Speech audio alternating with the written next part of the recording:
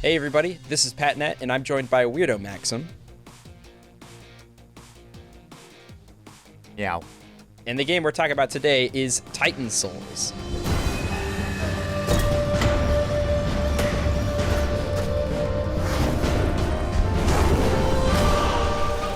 Would you like to explain what your general experience with Titan Souls was? I think the best way to say it is it's Dark Souls, but indie. But each of you only have one hit point. I think that's the best way to say it.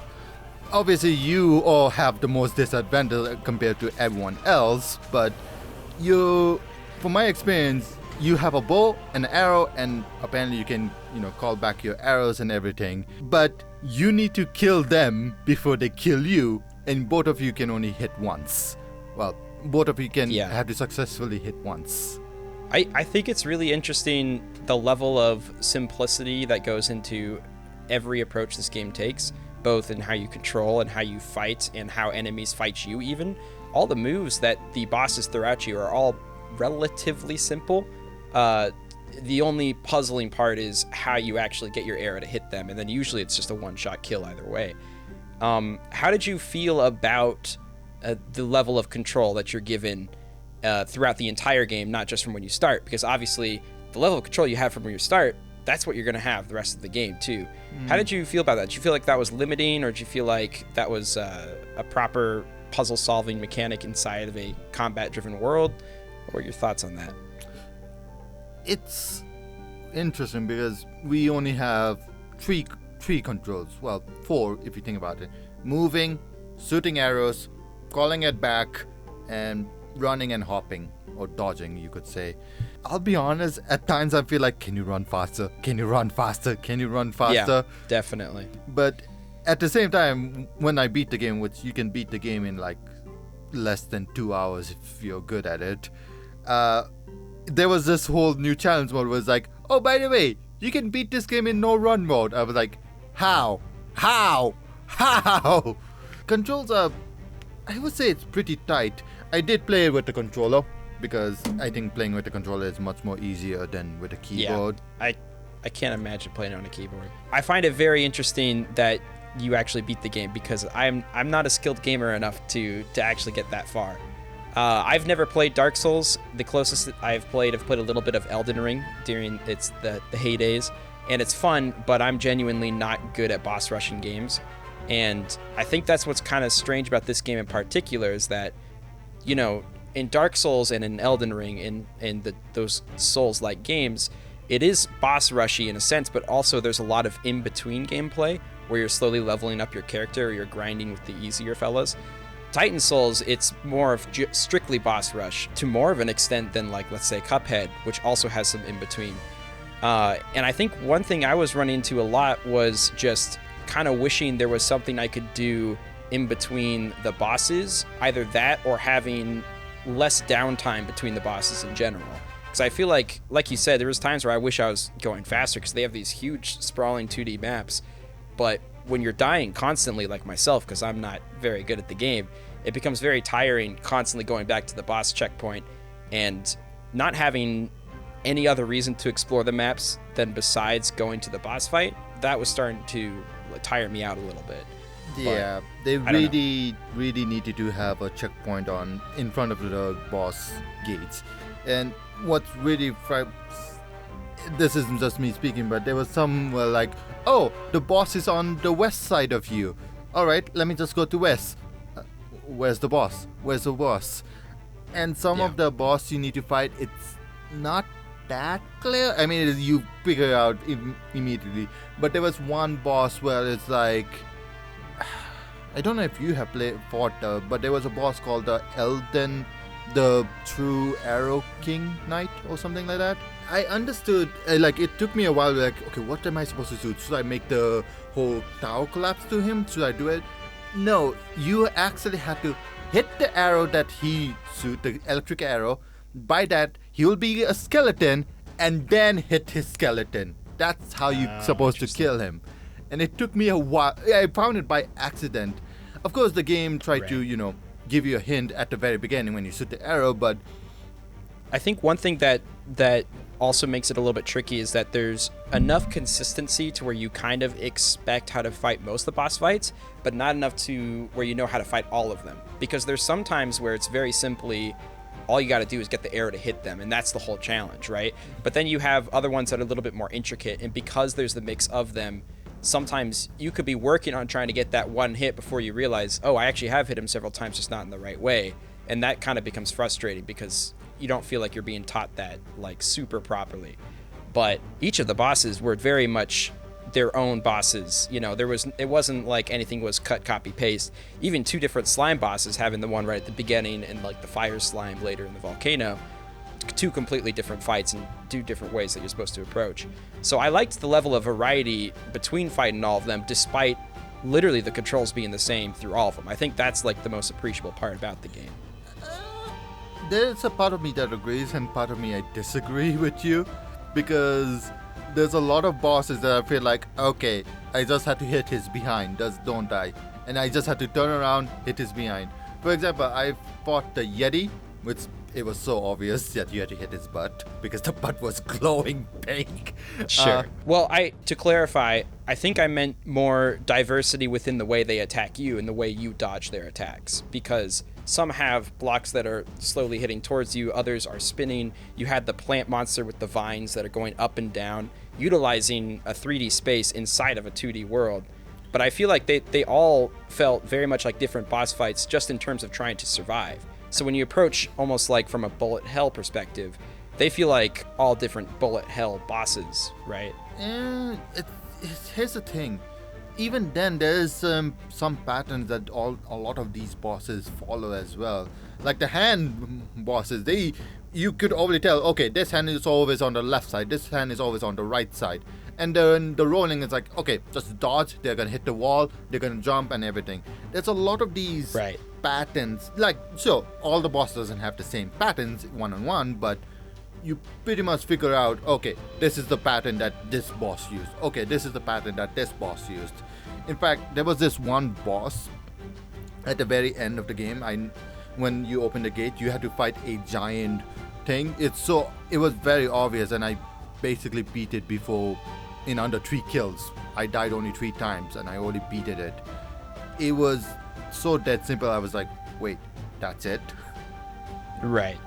Yeah, and there'd be times where I would accidentally kill the boss, not even realizing that I did something right. Like, I remember in particular the mushroom one inside the forest that's like jumping up and down.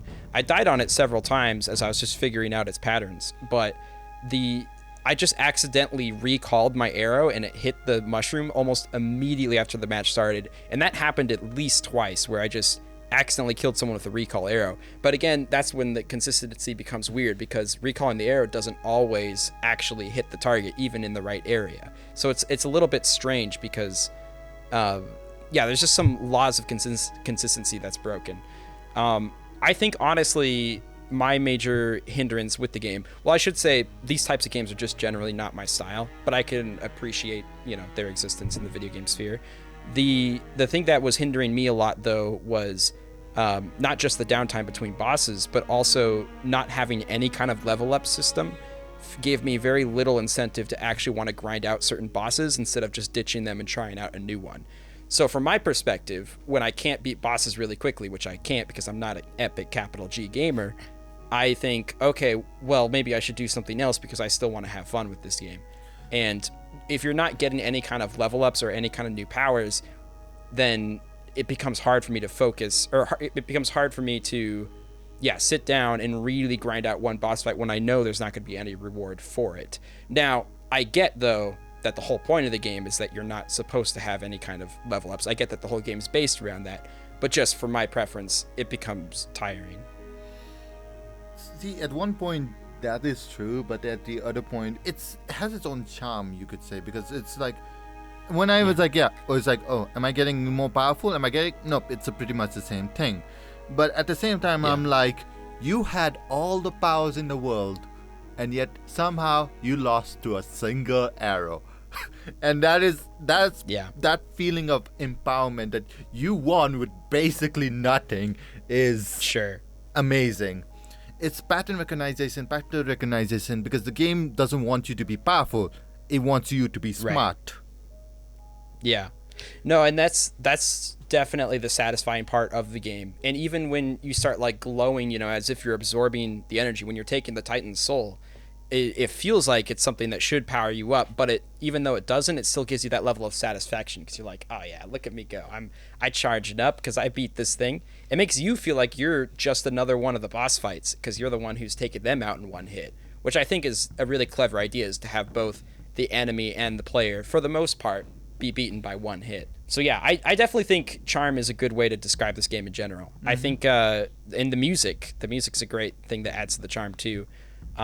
It's very much enjoyable just traversing the different biomes to see what different music plays, and of course the varying musics in the boss fights. And yeah, I think the boss fights themselves had a lot of charm put into them. One I always think about is the serpent in the ice lake that like jumps out from the platforms, and you really got to utilize just your spacing as well as 3D space, because you're figuring about the space that you're in, where the guy's going to come out. You move the ice platforms to try to angle it right, and it's stuff like that I think is where Titan Souls becomes more of a gem, basically. The game looks beautiful as well. Yeah, well, it's beautiful, and I think that could be the reason why they want you to spend so much time in the giant maps between the Titans. I think also one of the benefits of that is it does feel like you're in a world full of Titans because the terrain is so massive and you're so zoomed out the whole time. But it's just the cost of that is a lot of downtime between fighting boss fights and not giving much incentive to actually explore the maps, because the only reason you're exploring is because you want to look for the boss entrances, which, like you said, is sometimes really confusing. You will go west, there's no boss door west, and you're like, well, where is it? And then they also sometimes have sub-rooms that aren't quite boss fights, and next thing you know, you're in a whole different area, and you don't even know how you got there. That happened to me several times. Also, the checkpoints aren't always fully reliable. There's this elevator in particular that goes from the lava realm to the snow realm, and it activates as a checkpoint. The problem is when you die and respawn on the elevator, it immediately pushes the button and will send you up and down. And you're like, well, wait, hang on, I was supposed to go back in there. I remember getting caught in that loop, and I was just like, why do I keep getting sent on this elevator? You need to actually take the checkpoint on the fire level. Right. Yeah, of course. Yeah. But it can be tricky to find sometimes, because the map is so sprawling. So it's kind of a weird mechanic to both have slow movement speed, which, to be fair, the movement speed I feel like works totally fine in terms of boss fights. I never felt like I was running too slow or too fast, and that felt smooth. But specifically, if you're really salty for losing a boss fight, you want to fight that boss immediately. And things like, Cuphead, which obviously came out way later, but Cuphead, when you die to a boss fight in Cuphead, you're immediately respawned. You get thrown right back in. Or Celeste. You die in Celeste, whoop, respawn immediately. You don't even have time to be salty because you're already working out again. I think that's something Titan Souls could have really benefited from in terms of players like me who can't beat stuff on the first try, because that stuff is tough, man. I think that's a big problem with a lot of Dark Souls games. I know Elden Ring also has a big problem with that as well.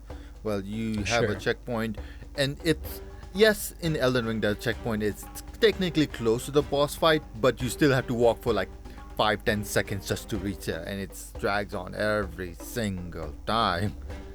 Yeah.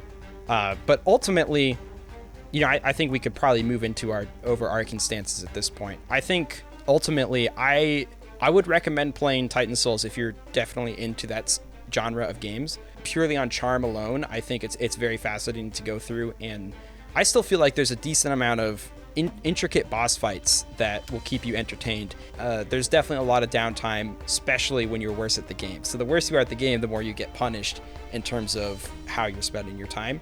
So if you're more like a player like that, you might not enjoy it as much, but might not be a bad thing to watch a series on, because it is beautiful. It has really nice music to listen to, and I think it's really fun to explore the mechanics of the boss fights. But of course, Maxim, I would love to hear what your overarching thoughts of Titan Souls is. If you are an elite gamer like me, no, I'm just kidding. Truth be told, I beat this game in around 2 hours. I haven't completed the game. For completing game, you have to actually beat all the boss, and then you have to fight the true boss and everything. Spoiler is. But there's also it's a really fast game if you want to complete the game. I want to actually really 100% the game as well because I want to check all the bosses and everything like that, which according to howtobeat.com and everything, it will take you like 8 to 10 hours to beat, which isn't the worst. It's a quick game. Well, if you wanted to have a taste of Dark Souls type genre but don't want to spend hours upon hours, I think Titan Soul is a really good start with that as well. If you like to think, if you're like, okay, how do I plan this? Okay, wait for it. What is their pattern? And if you want a challenge, I would highly recommend Titan Soul. It's a very old game, but it has its charm still. Yeah, definitely. And I think that's going to do it for us. So make sure you guys subscribe if you'd like to check out more games coming in the future. And of course, we'll be back next week reviewing another game. So thank you guys for watching. Thank you, Maxim, for joining. And we'll see you guys in the next one.